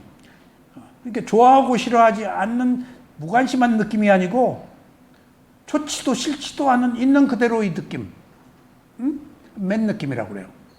은현 씨를 봤어. 근데 깨어서 봤어. 멍청하게 안 봤어. 근데 좋지도 싫지도 않았어. 어떤 감정이 안 일어났어. 있는 그대로 봤어. 그것도 느낌이야. 그건 뭐야? 기본적. 그걸 맨 느낌이라고 그래요. 아직 좋아하고 싫어하지 않은 전 단계의 느낌. 수행자는 좋아하고 싫어했을 때 맨 느낌에서 누구를 보면 좋아하고 싫어해버려. 6가지 감각기관이 6가지 감각 대상에 접촉했을 때 우리는 어떤 현상이 일어나지? 3가지 느낌이 일어나죠? 3가지 느낌이 일어날 때 우리는 어떤 현상에 직면하죠? 은현 씨를 볼 때 좋았어. 그러면은 좋아하기 때문에 어떤 결론을 내리지? 소유하고 싶어 해요. 그게 탐심이죠. 집착이에요. 전화번호가 몇 번이냐고 이제 차 한잔 하자고. 이게 지금 느낌의 시작이에요. 모든 느낌이 싫다는 것도 지금 소유를 패착하는 거예요. 지금 내가 소유하고 싶은데 뭐가 충족이 안 돼서 싫어해버리는 것은 소유를 부정하는 거라서 그것이 소유에 속해요. 그것도 소유에 속해요. 그러니까 그것이 지금 느낌이 가져오는 폐예요. 그러니까 여기서 느낌은 이제 6가지 감각기관이 6가지 감각 대상에 부딪혀서 일어날 때 부처님은 3가지 느낌으로 말했지만은 수행자들이나 주석서에서는 맨 느낌 하셨죠? 두 번째는 꼭 이걸 알아야 돼요. 맨 느낌에서 어떻게 발전하죠? 육체적 느낌으로 발전해요. 그럼 그게 가래예요. 집착으로 넘어가면 정신적 느낌으로 발전해요. 그럼 보세요. 육체적 느낌이 일어났어. 그럼 육체적 느낌이라는 것은 몸에서 일어난 느낌을 말해. 자, 우리들은 몇 가지 감각기관을 가지고 있죠? 6가지. 안이비설신. 그러니까 안이비설신에서는 육체적 느낌이야. 그런데 마음으로 일어난 느낌이 있잖아. 그것은 하나 더 점프해. 그러니까 자, 누굴 봐? 그럼 좋아? 아이고 좋네. 라는 거 육체적 느낌으로 들어왔어. 감각기관이 부딪혔을 때. 그러면 이제 마음으로 다음 단계로 하나를 더 뛰어. 좋아? 죽겠네. 집착으로. 그래가지고 그 화살을 계속 써요. 그래가지고 느낌이 증폭되어서 우리가 계속해서 업데이트 되는 거예요. 그래가지고 뒤집어지는 거예요. 멱살 잡고 싸우고 욕하고 느낌의 증폭이에요. 맨 느낌에서 어느 단계로 계속 누적되어가지고 증폭돼 버려요. 그래서 사소한 느낌이 그냥 그대로 알아차리지 못하고 증폭되면 느낌을 또 거기 자아가 들어가고 그러면 딱 밥상 뒤집는다, 멱살 잡는다, 욕 나간다, 팔 걷어붙인다 하는 것들은 느낌이 증폭되어서 생긴 것들이에요. 다 느낌으로부터 비롯된 거예요, 여러분들. 근데 우리는 그걸 느낌인지 모르잖아. 그 느낌이 나의 느낌인 줄 알잖아요. 여기서 느낌에 대해 감각기관에서 일어나는 거예요. 그것을 마음이 경험할 뿐이야. 그리고 그 느낌은 일어난 순간에 사라졌어. 조금 전에 다음 느낌. 근데 그 느낌이 행복과 불행이 좋아하고 싫어하는 것이 영원한 건 줄 안다고. 여러분들 재산을 가졌어. 사랑을 했어. 그 사랑이 오래가, 재산이 오래가, 그 생각이 오래가, 짧은 순간에 스쳐 지나가도 왔다가 그 뒤에 다른 마음이에요. 근데 우리는 그 느낌을 오래 기억하고 유지하려고 그러게. 구조적으로 느낌 때문에 괴로운 거예요. 이미 사라져버린 느낌을 또 가져오는 거예요. 그래서 느낌을 보지 않으면 안 된다는 이유가 부처님이 특별하게 느낌을 끄집어내신 이유를 알았을 뿐더러 또 미국에서 오신 분 때문에 느낌이 얼마나 중요한가. 제가 누군가를 좋아했어요. 근데 남자들은 바보 같아서 또 잊지를 못하잖아요. 어디 가도 그 사람 또 어디 몇십 년 뒤에 미얀마에서 탁발을 하러 탁 나갔는데 그 여자 또 못생겼어요. 잘생기지도 못해서. 근데 사랑을 했다고요. 근데 탁 그 여자가 지나가는 거예요. 벌렁벌렁. 그 여자가 지나간 게 아니고 그 여자 같은 것이 지나가는 거지. 벌렁벌렁. 보고 또 보고. 그래가지고 수행을 못 하겠는 거예요. 그래가지고 와가지고 인터뷰 때 그 얘기를 차마 그 얘기를 못하고 뭔가 과거에 뭔 일이 있었는데 딱 보니까 그 여자가 지나가더라고. 그래서 지금 수행을 못 하겠다. 그러니까 우리 스승이 몇십 년 전에 그 여자가 저하고 동갑이에요. 몇십 년 전에 그 여자를 지금 그리워하는 것은 무엇을 그리워하는 거나 기억을 그리워하는데 그 기억이 뭔가 그때 사랑했을 때 느낌을 지금 구현하기 위해서 그 과거로 가서 그 느낌을 찾는 거라는 거예요. 그 느낌을 잊어버리지 않고 그 느낌을 집착하는 거라는 거예요.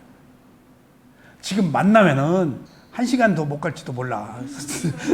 엉뚱한 얘기 할 거 아니야. 그때 사랑할 때는 그냥 쥐두근 듯이 서로 손잡고 눈물 흘렸는데 지금 엉뚱한 얘기 딴소리 하고 있을 거 아니야. 안 보는 게 낫지. 그런데 정신이 번쩍 나더라고. 너 느낌을 사랑하고 있다. 그러니까 거기서 내가 느낌 보는 수행을 배웠다고요. 물론 느낌 보는 수행을 배우고 그걸 실천했다고요. 그리고 나서 스승이 그 여자가 생각 딱 하면은 그 여자를 생각하는 마음을 보고 가슴에 가서 그 여자를 생각한 마음으로 인해 생긴 느낌을 보내. 콩닥콩닥 뛰는 거. 나는 수행에 새로운 지평을 열었어. 괴로울 때 괴로운 마음을 보고 가슴에 두근두근 콩닥콩닥. 누구 미워할 때 미워하는 마음을 보고 내 가슴으로.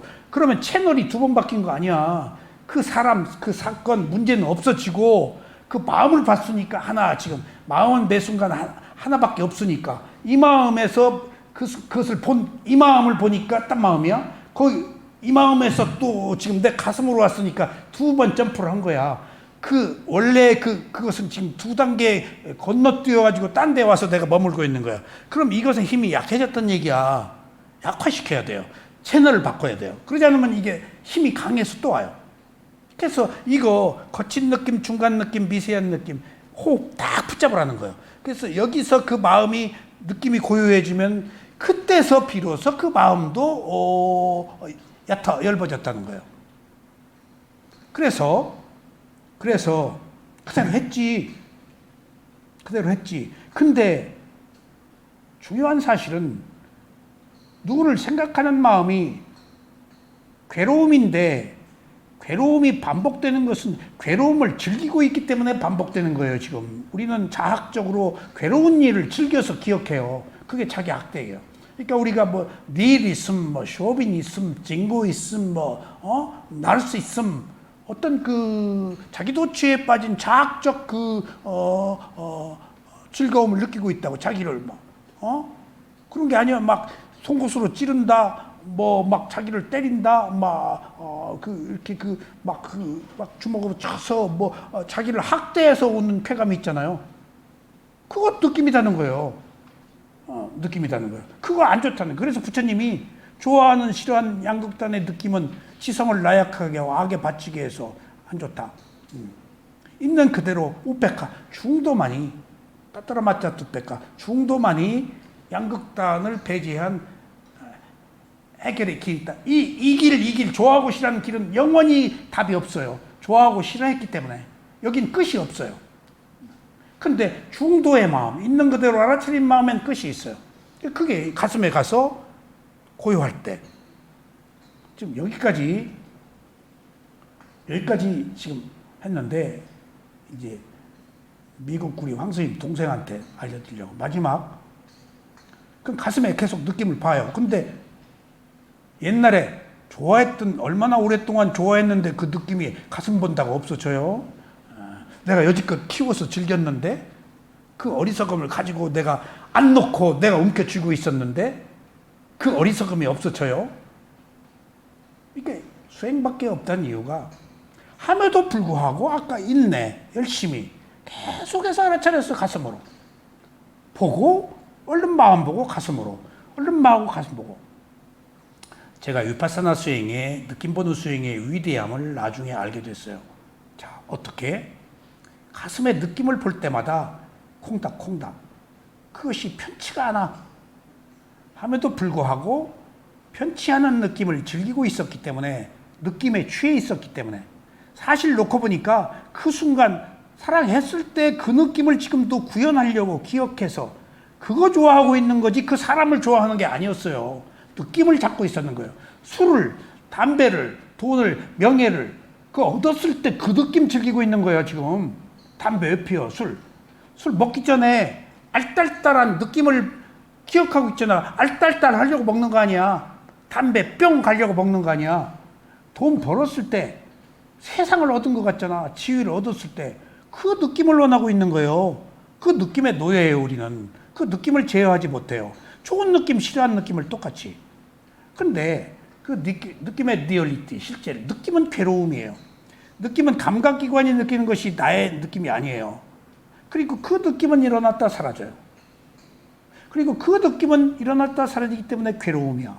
느낌의 리얼리티를 못 보고 있는 거예요. 우리는 지금. 그러니까 있는 그대로 보지 않기 때문에. 그래서 그때마다 가슴으로 계속 갔는데, 나중에 얼마 동안 놀라운 사실을 발견했다고요. 가슴에 내가 피난처처럼 명주수관에 싸가지고 누가 볼세라, 이거 내가 그 사람 생각하는 거 우리 집사람도 모르고 우리 새끼들도 모르고 누가 알아. 나만 아는 거 아니야. 즐기고 있었단 말이야. 과거에 고단하고 피곤하고 뭘 때면 거기 일종의 그 향수야. 근데 어느 순간부터 가슴의 느낌이 싫어. 이 압박감이. 어떤 자각이 났나? 내가 뭐 때문에 이 가슴에 이 고통스러운 느낌을 지녀야 돼? 라는 현실적인 자각이 일어난 거예요. 있는 그대로 본 거예요. 여지껏 그 느낌을 있는 그대로 못 봤지. 그러고 보니까 내가 괴로우려고 사는 게 아니고 괴롭지 않으려고 사는데 이것을 괴로움이라고 봤다고요. 부처님이 고진멸도 사성제에서 첫 번째, 사성제 첫 번째가 괴로움이 있다라는 것이 성인이 되어야 아는 진리예요. 우리는 괴롭지 않으려고 그러잖아요.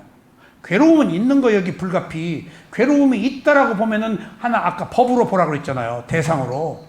근데 안 괴로우려고 봤다고 여지껏. 괴로움을 피했다고. 근데 괴로움이 있네? 라고 보는 게 성인이 아는 진리예요.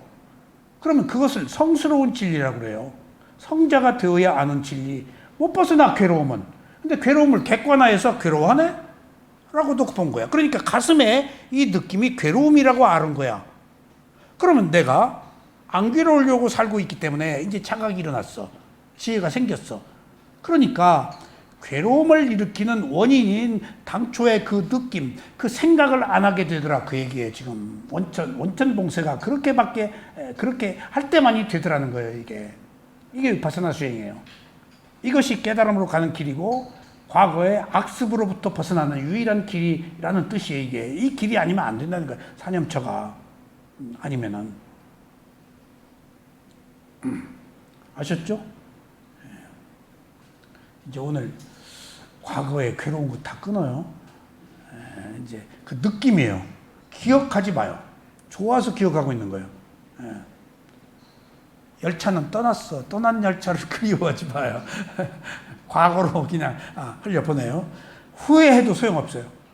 모든 만남, 모든 그 현상은 다 생길 만에 생긴 원인과 결과가 있으니까 지금 내가 무엇을 하느냐가 중요한 거죠. 자, 이제 똑같아요. 느낌에서 느낌을 알아차리는 수행을 하면서 지낸다. 열심히 분명한 알무를 하고 알아차려서 싹디 산 빠졌나요? 세상에 대한 욕망과 탐진치, 싫어하는 마음을 제어하면서 지낸다. 여기서 싫어하는 마음을 제어하면서 지낸다란 말이 뭔 말일까? 끊어버려라, 도끼로 잘라버리라, 칼로 뭐야, 그거 아니. 절대 부처님은 그러지. 피해라, 멀리해라. 끊어라, 큰일 난다. 너 술 끊어, 피해라, 멀리해라, 가까이 하지 말아라, 그런 뜻이에요. 응? 제어해라. 왜? 느낌을, 몸을, 느낌에 대한 집착을, 몸에 대한 집착을 어떻게 끊어요? 끊으라고 하면 더 강해져요. 이게 부처님의 은유법, 수행 방법이에요. 테크닉이에요. 지금 옥에도 피하라, 멀리 하라지 당장 끊어라, 큰일 난다, 너 죽어, 지옥 가, 그런 뜻 아니에요. 절대. 우회적으로, 왜? 그것들이 본능이기 때문에 본능을 끊으라고 하면 더 종기에 썩나지 불이 붙잖아요. 이것이 위파사나 수행을 놓고 본다, 있는 그대로 본다는 테크닉이 문장으로 이렇게 드러나는 거예요. 예? 그냥 놓고 봐라. 그러니까 제어해라, 우선. 아셨어요? 그냥 지금 학생 하나가 실어증이 왔는데 서울에 저한테 아들 데리고 와서 인터뷰하고 가신 분이 어디 지방으로 갔어요. 근데 딱 보니까 걔가 말 못해요. 탁 하는. 그럼 어떤 그 환경적 요인인데 뭐가 있었겠지. 아버지가 과격해요. 소방 불 끄는, 그러니까 막 현장에서 불 끄니까. 근데 아들이 문제가 아니고 아버지가 문제예요. 그런 경우는. 어머니를 같이 데려오면서 어머니는 울어요. 그 남편과 자식과의 관계에서 그 남편, 불같은 남편을 어떻게 할 수가 없는 것 같아요. 그냥 울어, 그냥 내 앞에서. 말도 못하고. 그리고 개인적으로 나한테 전화를 해. 현재 상황을. 그러니까 자기 드러내서 뭐라고 못한다. 그래서 상당히 좋아졌어요. 그 아이가. 자꾸 말도 걸고, 꼭 이제 그런 장애가 있으면은 구청에서 뭐 알선도 해주는 말인데, 취직했다고 돈도 봉투에 넣어서 주고 조금씩 상당히 좋아지고 있어. 그래도 말 한두 마디 하지 잘 못해. 근데 어머니 얘기로는 조금씩 한대, 이제. 그래서 친구도 만나라. 친구 만나고 싶어 하는데 아버지는 나한테 와야 된다고, 내가 지방 가면 막 데리고 와, 막 둘이 트러블 일어나.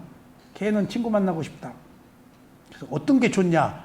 나보고 그러면 나한테 안 와주니까 친구 만나는 게 더 좋다. 근데 자기 남편은 안 그런다는 거야. 나한테 와야 된다는 거야.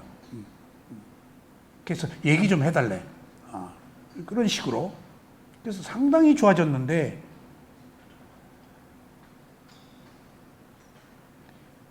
자식이 문제가 있으면 한 사람한테만 상담받는 게 아닐 거 아니에요. 여기저기 다.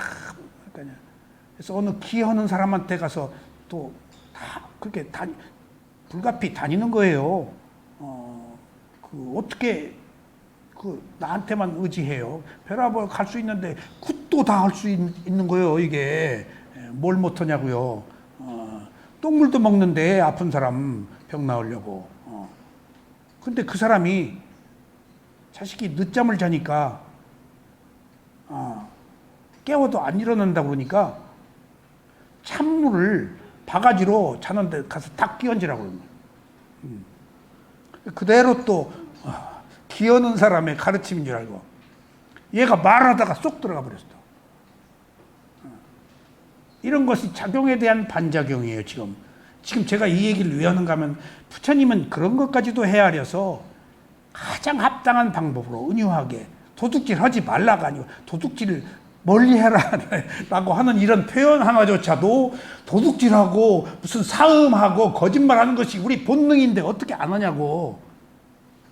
그러고 살아왔는데 그것을 끊음에 있어서조차도 유연하게 있는 그대로 벗어나는 최적의 방법을 부처님이 이렇게 따뜻하게 인간적으로 최선의 길을 제시하고 있다는 것, 여러분들이 부처님의 가르침을 몰라요. 이 뜻이 얼마나 섬세하고 디테일하고 최적의 방법인지, 역시 부처님, 역시 그런다니까? 다 아니까 누진통에 있어서 그럴 수밖에 없어. 옳다 그러다도 못해. 과거에 죽음을 당해서 여기서 내가 누구 죽였는데 누가 누구를 지금 나무래. 그 사람이 다 치고받고 치고받는 윤회의 과정을 다 보시는데, 아라한들이 신통지로 다 보았는데 뭐가 옳고 그러? 윤회의 연속적 현상밖에 없지. 어느 순간에 뭐가 오라? 그냥 있는 그대로 알아치는 길밖에 없다고. 우리가 하나의 땀마, 하나의 현상으로. 그러면 판단을 유예하고 개입하지 않으면 내가 업을 만들지 않는 거예요. 그냥 놔요. 그냥 그대로 조건이 성숙돼서 뭐가 되는 거예요. 우리는 여기서 자아가 있기 때문에 나에게 피해가 가고 내가 좋게 하려고 지금 아까 여기 괴로움을 있는 그대로 보는 것, 고성제, 사성주 중에서 괴로움이 있다는 것이 진리다. 부처님이 그러셨어요. 너희들 초전방경에서 비구들에게 괴로움이 있다. 이거 들어봤냐? 못 들어봤다. 내가 선언한다. 괴로움이 있다. 그럼 괴로움이 있다란 말은 뭔 말이야? 괴로운 것이다. 괴로움을 피하려고 하지 말고 있는 그대로 받아들이라. 구조적으로 괴로운 것이다. 생명이 있는 한 괴로운 것이다. 못 벗어난다. 그럼 받아들여야지. 그러면은 안 괴로워. 원래 있는 거니까. 응? 원래 있는 거니까. 응? 그런 것처럼 그런 뜻들을 다 가지고 있어요. 그래서 이 단어 하나하나를 알면은 진도가 안 나갑니다. 그래서 이제 또 봅시다. 마음에서 마음을 알아차린 수행을 하면서 지낸다. 똑같죠? 마음할 때는 오직 마음만 열심히 분명한 알을 하고 알아차려서 세상에 대한 욕망과 싫어하는 마음을 제어하면서 지낸다. 피하면서 멀리하면서 제어하면서. 그러니까 양당 간에 그것이 딱 하면 큰일 나. 그러지 말라고요. 조금 피하자. 손학비는 피하자. 조금 주의하자. 라고 해서 부드럽게 넘어가는 것이 슬기롭고 상황에 가장 알맞게 대처. 딱 부러지게 하지 말란 말이에요. 그럼 결론을 내리면은 거기 마찰이 일어나고 업을 지켜야 돼요. 그리고 더 악화돼요. 모든 것들이. 후회하게 되고. 우리가 내린 많은 결정 지나고 나서 후회한 게 얼마나요? 집에서 사소한 일도 팍 반발하지. 그러다가 조금 이해하고 참았는데 하루 이틀 지나면은 배우자가 왜 그렇게 할 수밖에 없었는가에 대한 이해가 딱 된다고. 근데 그 순간에 내가 왁 소리 질렀어 봐. 내 잘못으로 남아버리지 업이. 그럴 거 없다고. 다 몰라서 그런 거예요. 지금 중요한 건. 몰라서 그런 것은 어떡할 거야. 지금 유예하고 조금 더 개선하고 있는 것이 지금 있는 그대로 보아야지 개선이 되지. 거기 마침표를 찍고 옳다 그러다 결론을 내리면 그게 업이라니까. 그럼 그 업은 과보가 따라서 새로운 원인과 결과를 물고 일어나기 때문에 우리가 괴로운 거예요. 지금 내가 내린 모든 결론에 대한 그 과보 때문에 괴로운 거예요. 지금 결론 내리지 말자고요. 결론을 안 내린 바보 같아? 아니에요. 평정, 깨끗함, 청정함이 와요. 내가 내린 결론은 자의적 판단, 이기적 욕망으로 내 어리석음으로 내린 결론이에요. 내 이해에 얽힌 결론이에요. 그냥 놔두라고요. 그대로 놔두라고요. 그것은 조건에 의해서 어떻게 형성되도록 돼 있어요. 그래서 거기서 그렇게 흘러가는 것을 지켜보면은 이제 내가 어떻게 돼? 거미줄에 걸리지 않는 바람이 된다니까. 흐르는 물과 같아. 그럼 내가 이제 자유로워지는 거야. 시시 비비를 가리고 옳고 그름을 계속 가려서 지금 몸 상하고 마음 상하고 온갖 적이 생기고 그 고통은 나한테로 오고 그러잖아요. 지금 이 세상의 판들이 그러잖아요. 눈만 뜨면 비난하는 것들이 다 내가 옳다는 거 아니에요. 실제. 나도 그러고 산다고 누구를 왜 비난해? 비난하는 사람을 또 비난하는 것은 지금 내가 그 사람하고 똑같은 거예요.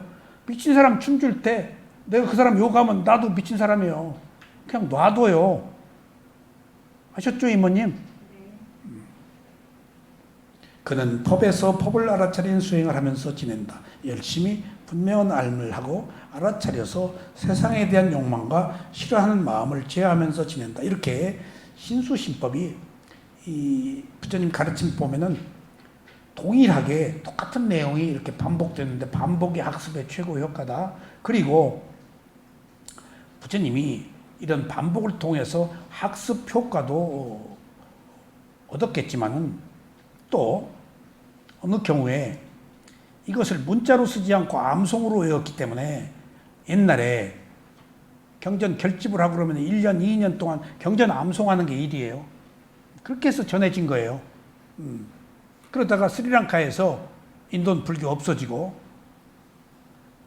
기근이 와가지고 비쿠들이 암송하는 비쿠들이 집으로 가니까 그때서야 싱할리어로 빨리어는 문자가 없으니까 스리랑카어로 최초로 폐엽경에 기록한 것이 경전이에요.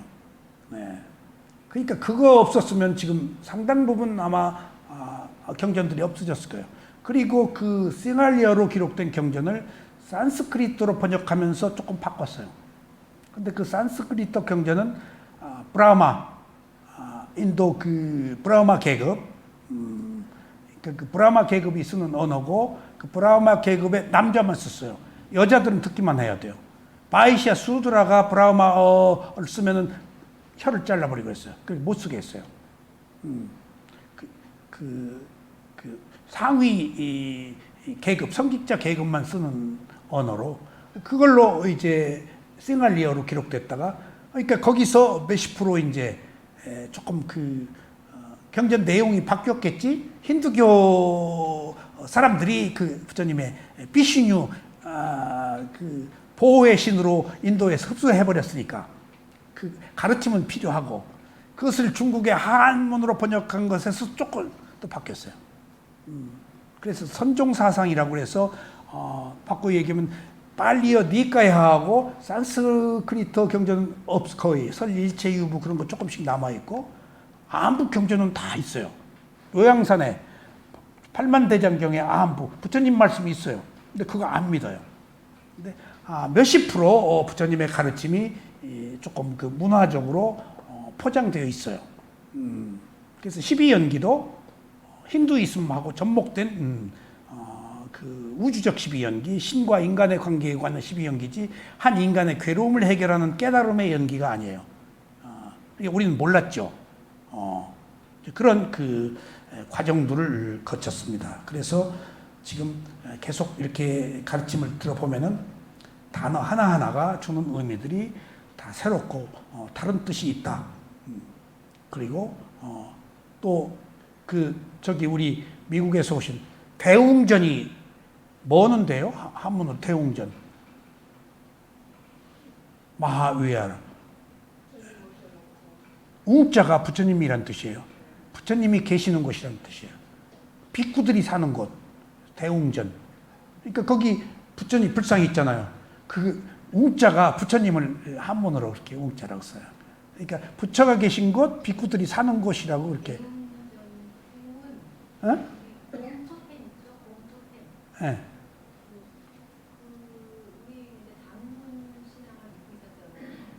아니 거기 이제 비로자나불 뭐뭐인 것은 힌두교식으로 들어온 거고. 아 그게 빨리어에서 온 거라니까. 그게 그 웅이 그 부처님을 뜻한다니까. 예. 예. 그러니까 이제 빨리어 그 웅이 그러니까 뜻이나 알고 부처님이 계신 곳, 비구들이 있는 곳이라는. 네. 자, 시간 좀 됐나요? 자, 그러면은 다음 시간에 이제 부처님이 말씀하신 신념처 그리고 비쿠보디 스님이 이야기한 신념처를 비교해서 한번 공부를 하시겠습니다. 이렇게 호흡을 보는데 왜 호흡을 보는가? 신념처 몸에서 우리가 알아차려야 할 대상을 확실히 느껴야 돼요. 호흡을 왜 봐야 되는가? 꼭 호흡을 봐야 되는가? 호흡을 안 보면 안 되는가? 라는 중요한 문제. 거의 호흡을 보지 않으면 안 된다는 것으로 알고 있어요. 그렇지 않아요. 많은 대상 중에 하나예요. 두드러진 대상이라서 호흡을 보는 거예요. 다음 시간에 신념처를 공부하시겠습니다. 감사합니다.